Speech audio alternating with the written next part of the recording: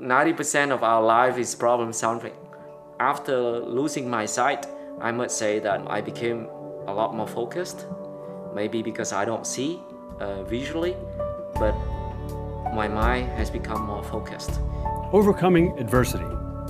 In this program, you're going to meet a very fascinating man by the name of John Wen. Talk about adversity. This man lost his sight. John had to work through overcoming what is called adult onset blindness. Interestingly enough, after he lost his sight, he went on to build one of the premier travel and touring companies in Southeast Asia. John has told me himself, losing his sight was one of the best things that ever happened to him. Of the choices made by humanity, to share one's gifts may well be the most surprising route to happiness and success. Gifts given and gifts received, each requiring a unique perspective to an opening where we find the opportunity of wonder. We bring you now on a journey with those who have discovered how to unlock the power of their unopened gifts.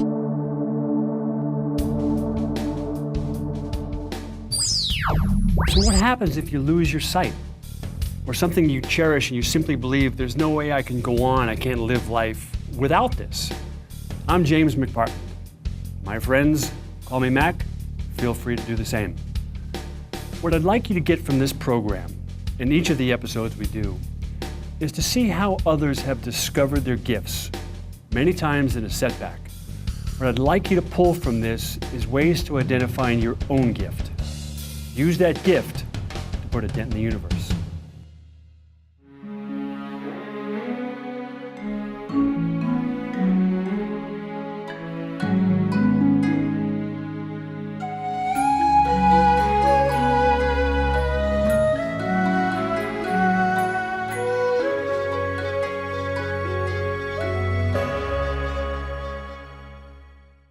One of the gifts we all possess is the power of interpretation, to apply meaning and data to the events of our life.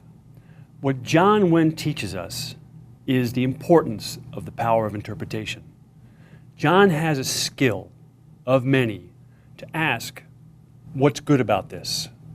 As he continues to discuss in his life the setbacks and the obstacles one has to overcome as part of the game of life, that one question, what's good about this, got him through his blindness, had him build this amazing company, create a beautiful family, and he today is probably one of the men with the greatest vision of almost anybody I've ever met in my life. So of the many things I've learned from John, and that I hope you learn from this episode, is the power of questions. John has two that have served him well, that I'm certainly learning from, and I hope you take away with you. A question. When something happens that we're probably automatically going to assume is negative or has less than positive implications, to stop, not to give a judgment, and ask the question, what's good about this? The second question that he's instilled in me, and I see in him, is when an event happens with the power of interpretation, he asks and teaches, and I certainly absorb, how do I use this as a force for good in my life? One of the great things about John is he's not looking for answers. Many of us go through life looking for the answers. What he teaches is the power of an inspiring question. That's one of the great gifts. I lost my sight, yes. Thinking about when my sight was gradually going away. It was the hell, thinking about it. When the hemorrhage was coming out in the back of the eye, thinking about becoming blind. What is it? I could never imagine. No. Well, what could I do? How can I live? I'm going to lose my girlfriend. Or, I'm going to lose my life. Well, it was terrible. But, the moment I set my thinking, from that moment on, I felt a lot more, comfortable about myself and happier and happier. I'm still luckier than, people who lost their legs, people who lost their mind. so they are always worse thing than what I have. So I should be happy. Why should I feel terrible? Well, I still have my mind. The pain doesn't bother me. When a bad thing happens, and there's always a positive side of it. So people forget about the positive side of it. So people don't see loss as an opportunity. That's, I think, that's very natural psychology of human being. So I think in my case, I just see, it's easy to say loss is an opportunity. How? I keep saying how. I keep saying what can be done, and yes, there's always light. To go through the bad experience, and then it comes out great. So I think again that it's positive thinking really helps big time. 90% of our life is problem solving. So if we're not positive, and it's very easy for us to get frustrated, and it's not good. Everybody lives one life. Life's so short. Why do people have to be frustrated? So John has given us amazing gifts. He's certainly given me tremendous gifts. That's why we're on this program, to give those gifts to you. Of the things I'd like you to take from these segments thus far is the gift of choice. We all have choice. When something happens, it can be a setback or it can be an opportunity. And that's a choice. You can see from John, he's taken his decisions, made choices around opportunities. Second, what I've learned from John is the power of lessons. Setbacks are tremendous teachers if we allow them to be. We don't learn from success, we often learn from failure. What John says is when things get tough, when he lost his sight, when he's gone through challenges of building his business, he asked himself, what's the lesson I'm supposed to learn? It takes amazing discipline and courage. He also has the power to ask himself and other people, when an event happens that's likely negative or disempowering or doesn't appear to be a gift, how could it be transformative in your life and in the life of others? What's the possibility? What could be new on the horizon? It's amazing he has the ability and the strength to see that way when most of us, losing a sight or something that we cherish, would likely shut down. I struggle to say, how could I handle it?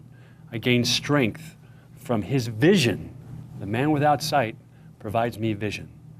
And finally, he reinforces time and time again the domain with which we have control, that we can change the screen on at any time, is how we think. Because how we think is everything.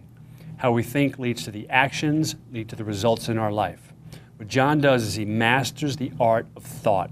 He has disciplined thought, which leads to congruent actions to get him the results he's looking for. And if he's not getting the results he wants, he goes back to the thought bucket to focus on that. Take these gifts and use them. They're the greatest things that have ever served me.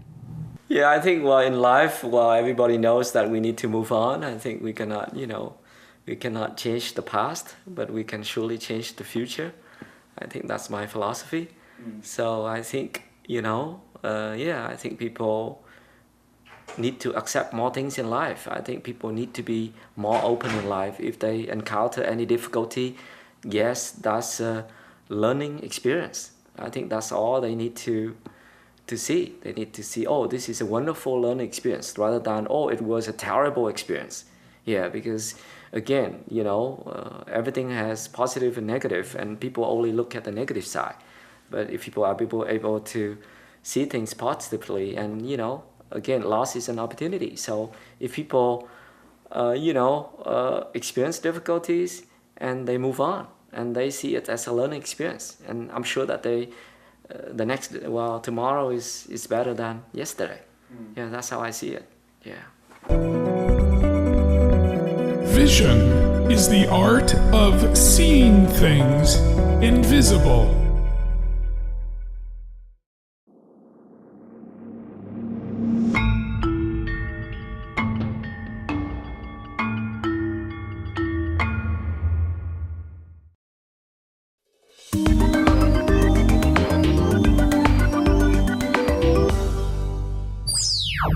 Even as I speak these words, they're a bit difficult to articulate. because I'll call this segment, what we just saw, Gifts from the Darkness. You know, what John said to me on several occasions, and it really helps me to hear it frequently, is it's always darkest before the sunrise. An amazing perspective from a man who has nothing but darkness in front of him on a daily basis. He says to me, you don't resist, you accept. Resistance, sort of like an exercise, only tends to make the muscles stronger. Don't fight it. Understand what it is. And to that, be open. And what he says to me is, learn to manage the meaning. Yeah, I'm asking, hey, explain that.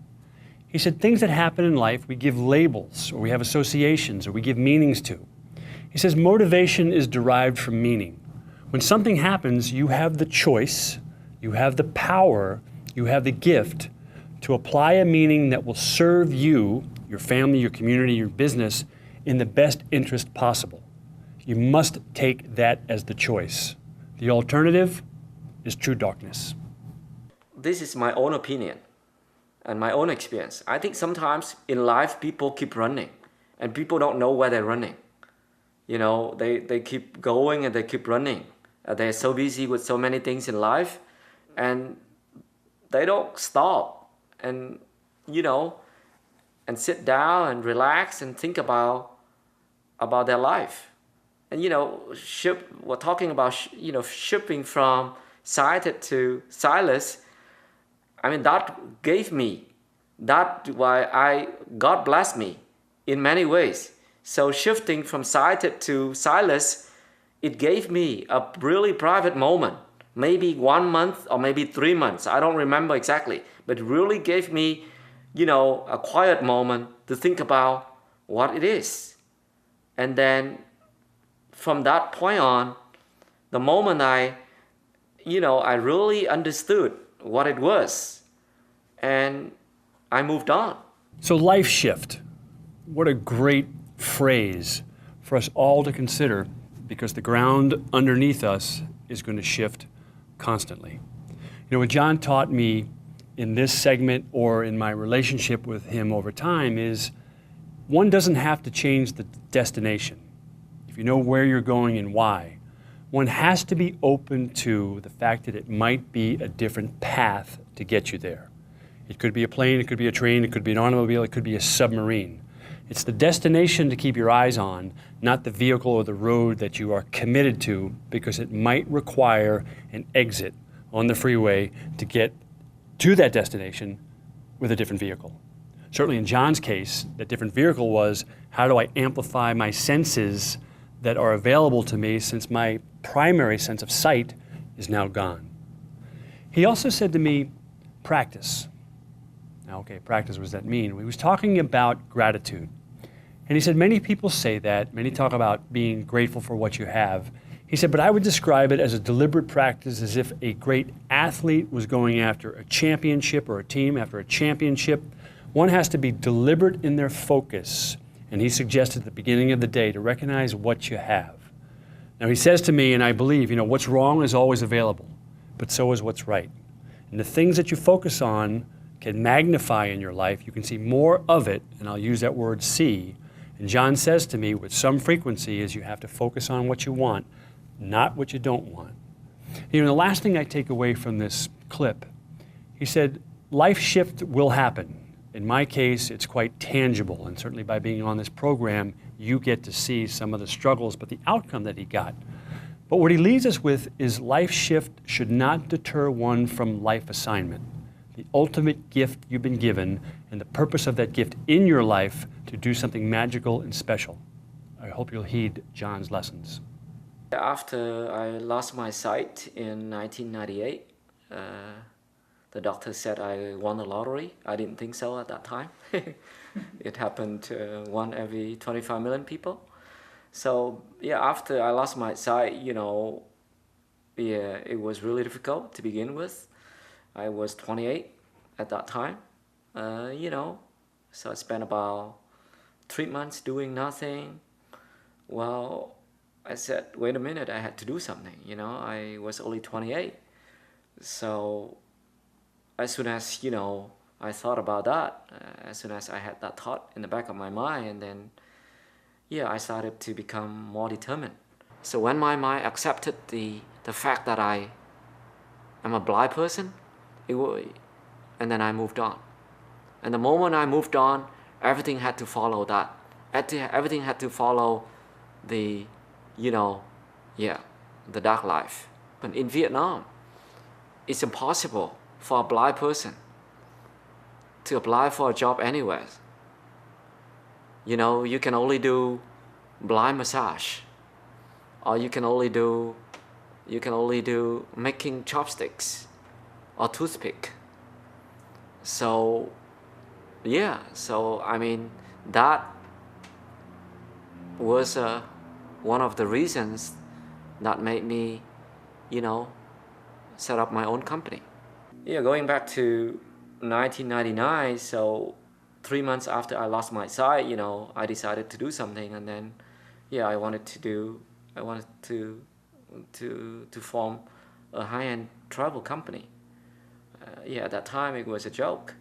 Because when I talked to some of the hotels there, and when they saw me blind, and they just laugh, guy, where do you find high-end travel and all that. So that's when I started.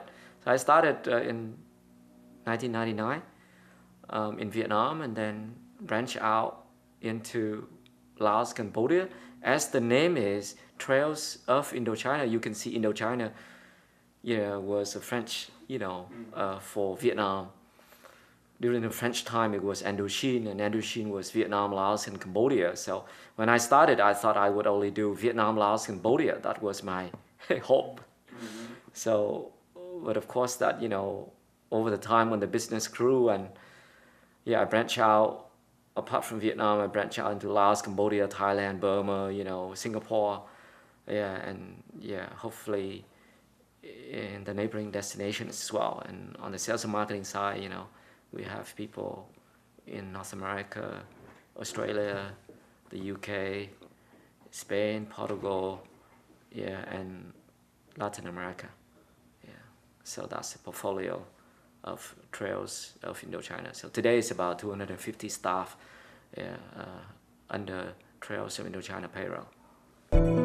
Mediocre minds usually dismiss anything which reaches beyond their own understanding. What I take from this last segment and from my relationship with John is the power of the word why. What he says to me and what he does by example in his everyday living is if you have a strong enough why in life, you can do anything. You may have a place you want to get to, something you want to accomplish, but what will drive you day in and day out is the why. And he says, and it's true, we all experience it, you will have opinions of everybody around you as to what you ought to be doing with your life, particularly when you're a blind man looking to start a travel company. And he says quite simply, opinions are opinions, and their opinions are none of my business. I thought, wow, that's really powerful. And on that particular point, he does talk about one's power. It's not giving away your power to someone else's opinion that would direct your life in a more fortified way because of what somebody else says, but to own your own power, to understand what your gift is, and to use that as a force for good. And like a gift, as we mentioned many times here on the program, is John will ask. He asks me of myself, I ask you of yourself, and he certainly asks himself, what's the gift? What am I supposed to do with it? How do I give it away? Because what John will tell you is you don't get to keep it unless you give it away. That's pretty powerful. And lastly, John looks at this as an example. He believes others who have overcome or working to overcome setbacks, be it losing sight, losing hearing, losing a body part, losing a loved one, having cancer, that perhaps his example can be a shining light. Maybe as he would say, look, if I can, you can, to provide hope and inspiration for the afflicted, not to be caught up in the opinions of others, but to be caught up in the possibility of using their gift as a force for good. John is an amazing example. There is no such thing as a great talent without great willpower.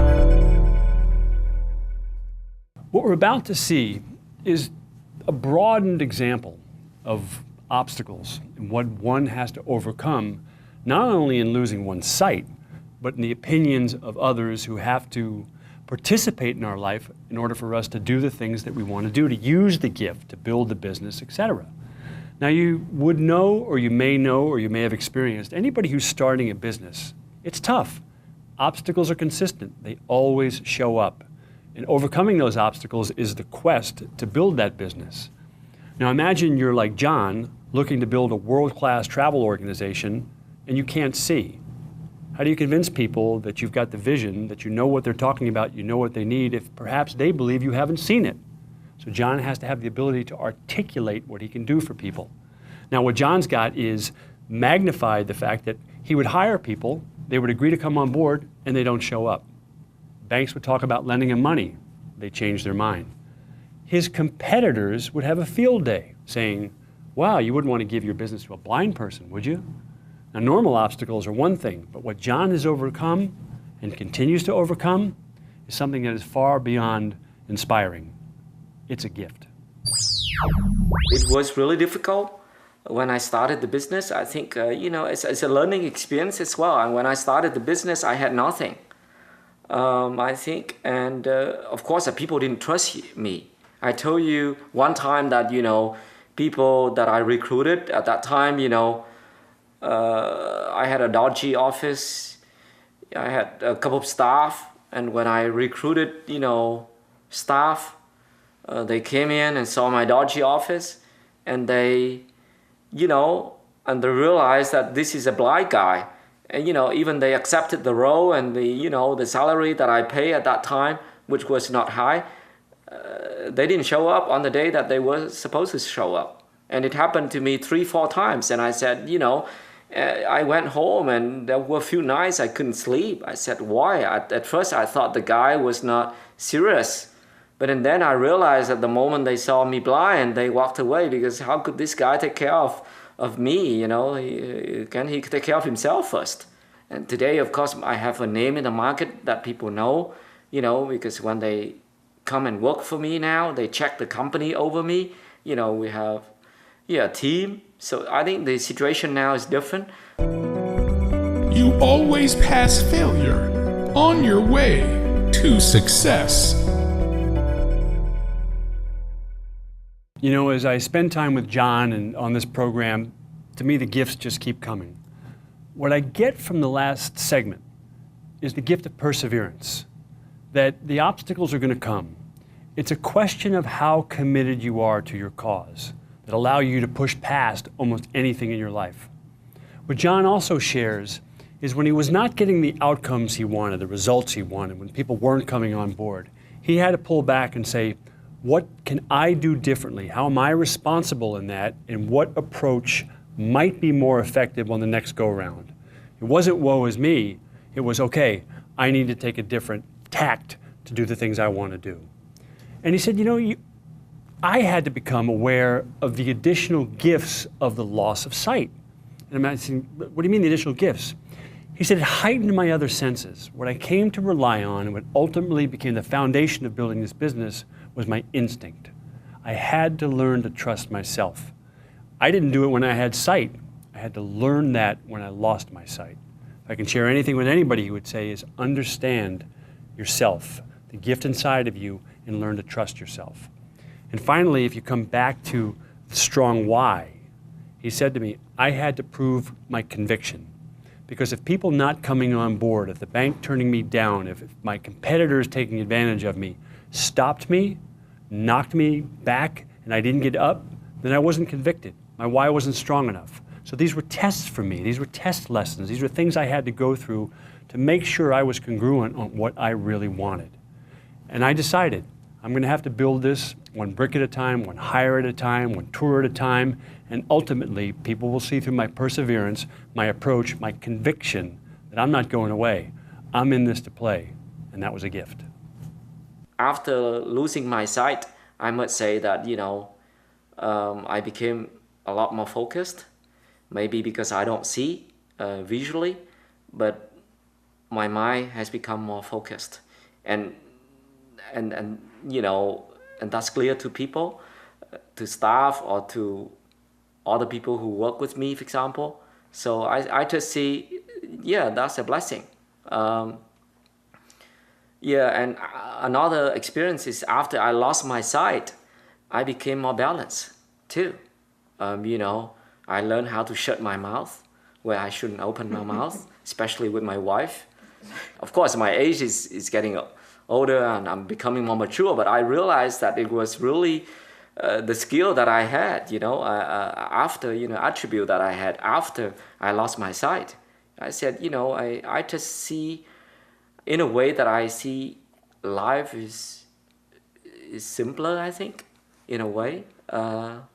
I just say, everybody says, every day we get up in the morning and, and life is gifted, So I think, why do we have to make a big deal about this and that? Yes, in business, you have the right to make your own decision. Nobody can stop you about that, but you don't need to be too emotional about things in business and in life. So I must say that I've learned a lot after losing my sight. So I control myself more. So my wife, sometimes she says, "Oh, you are a monk. You should go to the temple," because she can yell at me, she can make me angry, but I try not to argue back or So no. I think I think everybody can be trained on that. So I think it's important. So I think that's important in business too. Because with the people management, that it's critical to find a balance in order to to manage people properly. What comes from this excerpt of John's story is the power of focus. He said to me, and it may not become clear by virtue of what you saw, but let me share. He said it's an illusion to multitask. Now, many of us think we can keep multiple plates spinning, do several things simultaneously, and that we'd be productive. He said, and actually the research supports it, there is no ability to multitask. We can switch from one to the other. But by the time we seek to recover, time is lost. Hence, he talks about the power of focus. He said to me, his life, like his business, his relationships, it's about building foundation constantly. It's having the strength and the courage to go deep. Go deep on yourself, go deep on your business, go deep on your relationships. He said that's where the rich soil of life is. He said you can only grow as high as the depth of your foundation. He said, I constantly have to go deep to make sure I'm developing myself to build, not for myself, but for my family, for my community, for my business, and for the others that I serve, who I want to be recipients of my gift. And lastly, he talked about balance. And in the work I do and what he shared is, I think there's also an additional illusion that there is such a thing as balance. To me, one of the most powerful definitions of balance is the ability to apply the proper amount of energy and focus on a priority when it's needed, as it's needed, and no more. And then, of course, that energy gets shifted in another direction if that priority takes precedence. Take these lessons, use these lessons, open these gifts, use them for yourself, give them away. There's no downside, only upside to what you can see.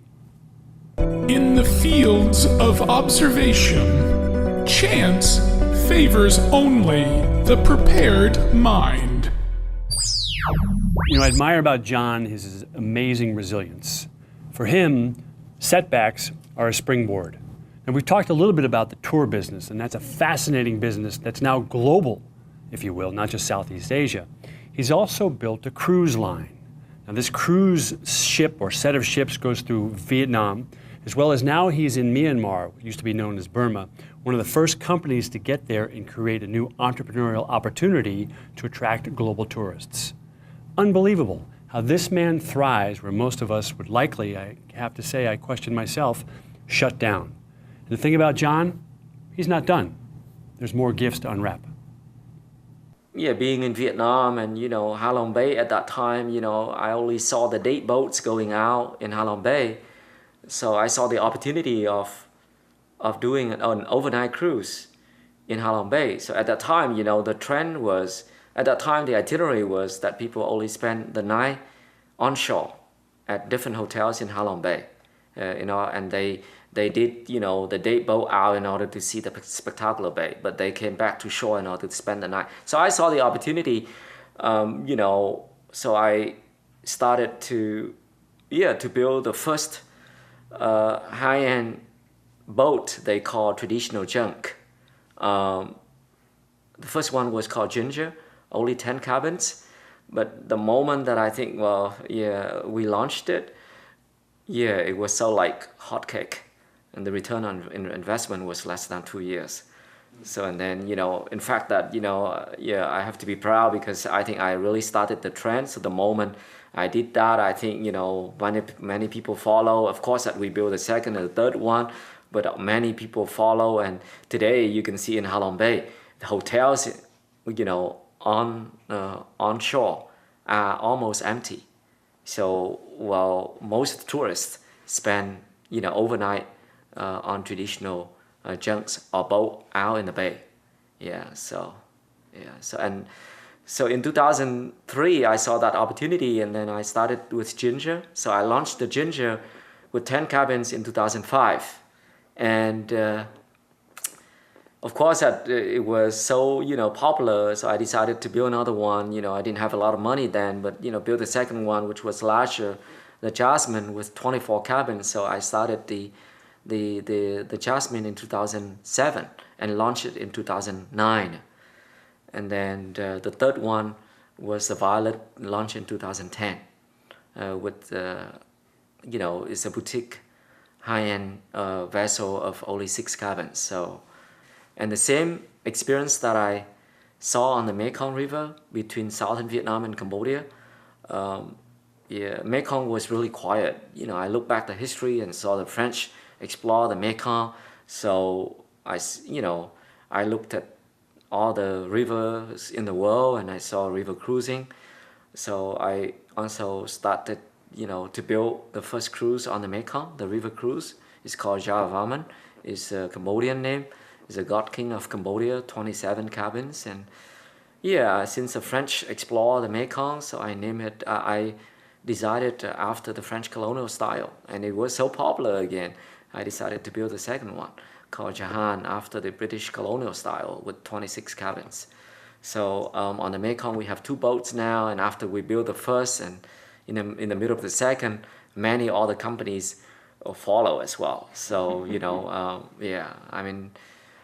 so that's the cruise company. It's called Heritage Line, and the Heritage Line today also has around 280 staff under full-time payroll. A ship in harbor is safe, but that is not what ships are for.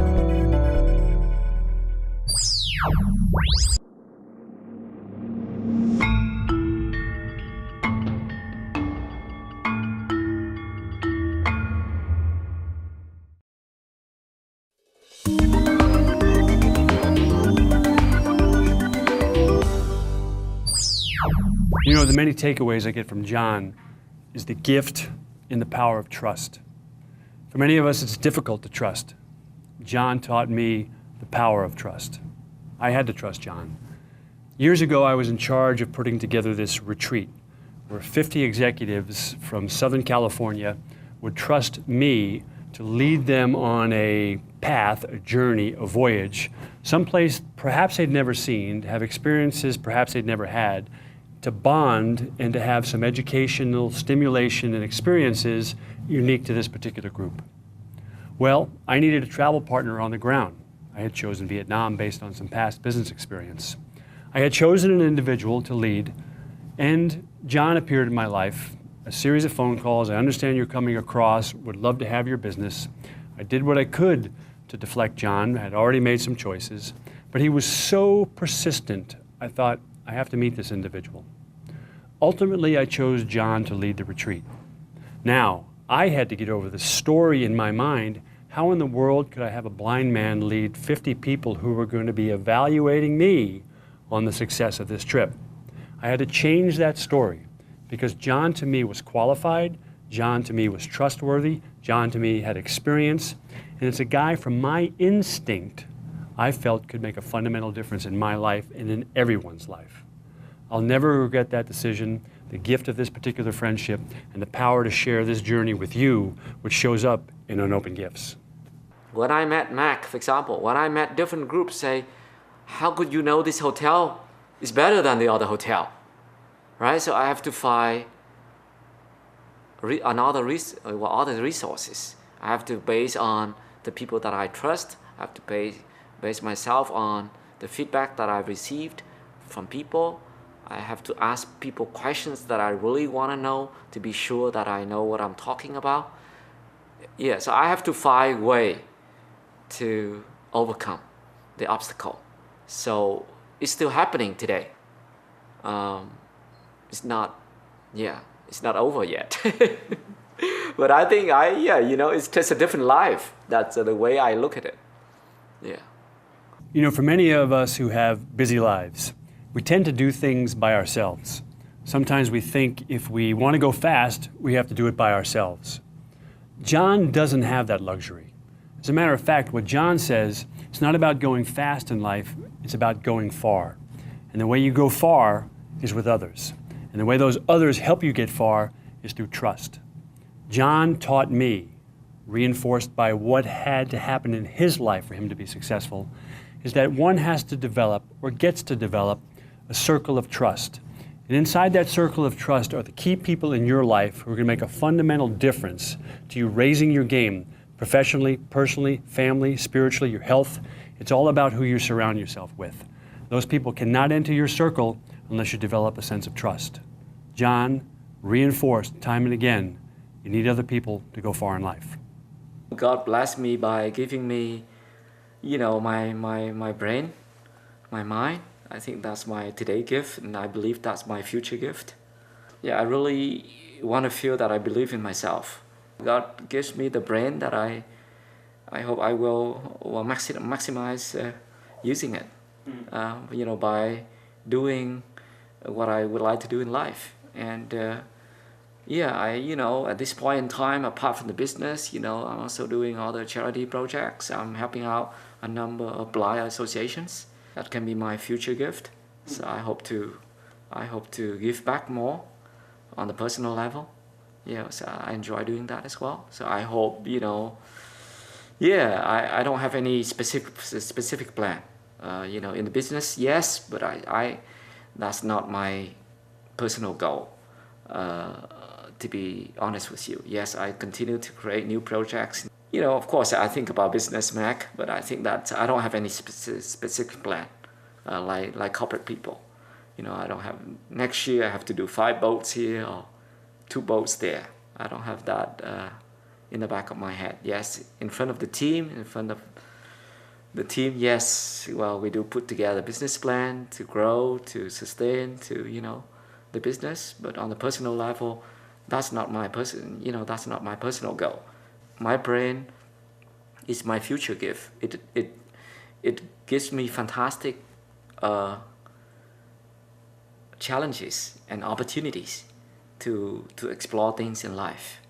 So again, going back to where I came from after losing my sight, I just felt a lot more established by myself. I felt a lot more confident in myself. I just want to face challenges. A lot of people don't. People, this guy is leaving, or this guy, is leaving company and he's killing the entire company. This guy, I didn't tell you the story, this guy, he left the company. And, he was director of sales and marketing, and he took the whole database and he shut down the whole server, and he spread the news in the region that, Trails Indochina was about to file bankruptcy. And, and he did terrible thing to the company. And a number of hotels, like Sofitel Metropole, for example, Raffles and Simrep, they came to me and cut my credit. You had to pay, from now on, you had to pay everything up front for the next, 6-12 months. I said, okay. But, those challenges were really huge. A number of staff in the organization left because of that rumor. because he was in Vietnam and Cambodia, staff didn't have a really clear understanding about everything. But anyway, that to cut the story short, it was a huge challenge in business. And that is one of the examples. But I had to deal with it. I had to get over it, and life is back to normal. Now, by now, you may have heard us say a few times, trust. And the gift of trust is one of the greatest gifts that John gives us. And trust, as he describes it, while important, has to start with self. He said, I had to learn to trust myself before I was ever able to trust anybody else. He also reminds us, and he says to me, that in his view, his life, it's about problem solving. He says 90% of his time is spent solving problems. So what's wrong is always available. Others will let you down. There'll be setbacks. People will spread rumors about you. From his perspective, that's just another one of the bucket of 90%. He finds a way to push past that to magnify in his life the 10%, things that are working, that create opportunity, that allow him to spread his gifts around the world. John also talks about the power of belief. And he suggests, and I would have to reinforce this, that all of us have beliefs that make up the stories of our lives. The things that we see are magnified by our belief systems. What John will tell us is from time to time you have to ask yourself, do the beliefs I have serve me for where I want to go in my life? Every once in a while, it's important to pull out those beliefs, examine them, and determine if those beliefs are still powering or empowering the journey that we're on. Very strong. And also, what John says to me, and his blindness reinforced this. He said, I have higher level of self-worth since I lost my sight than I ever did in my career prior, when I ever graduated from business school in England, and the other things that I accomplished. I have a stronger sense of self-worth. He said the important thing about that is it leads to a higher level of self-confidence, which leads to conviction, which allows him to have this 90% belief of overcoming obstacles because he trusts himself, he believes in himself, he allows people in the circle, he changes his approach when he has to, and as you heard him say, he's not operating under somebody else's expectations. He has his own, and they're very high. Those ships will come out when he's ready. The next business will develop when he's ready. But when he's ready, watch out. It will be an amazing gift to all of us. Learning to use the word impossible ought to be done with caution.